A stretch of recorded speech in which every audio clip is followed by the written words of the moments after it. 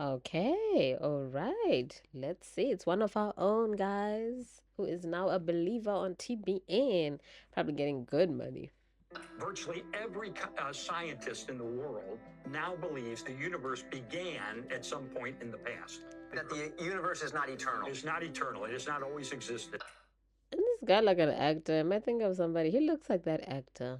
I can't remember.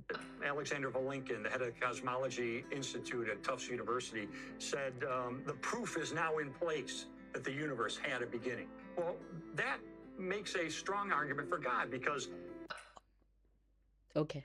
Maybe he will say it differently. Let's see. whatever begins to exist has a cause. We now know the universe began to exist. Therefore, there must be a cause behind the universe. Okay.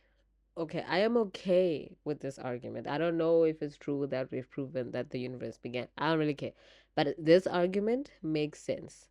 Whatever begins to exist has a cause. The universe began to exist, therefore, there must be a cause to the universe. That's fine. I have no problem with that. It's the next thing that's going to come out of his mouth because now we have done the premise and the conclusion, and they all make perfect sense. Well, then you ask the question, what kind of a cause could bring a universe into existence?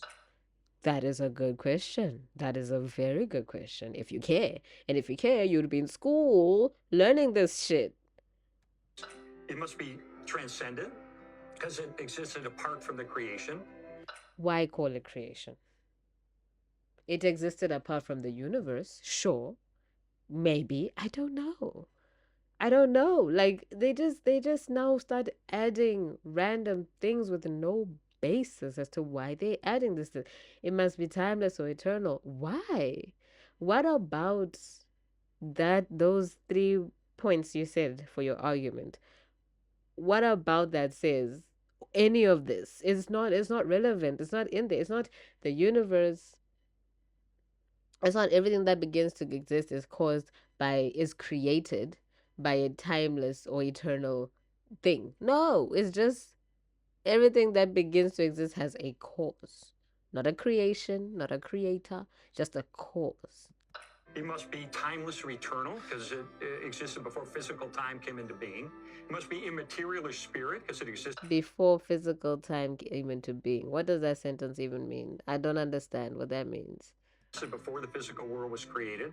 Must Created. Why use those words? Came into being. Maybe. But they have to put created because they want to fit that creator narrative in there.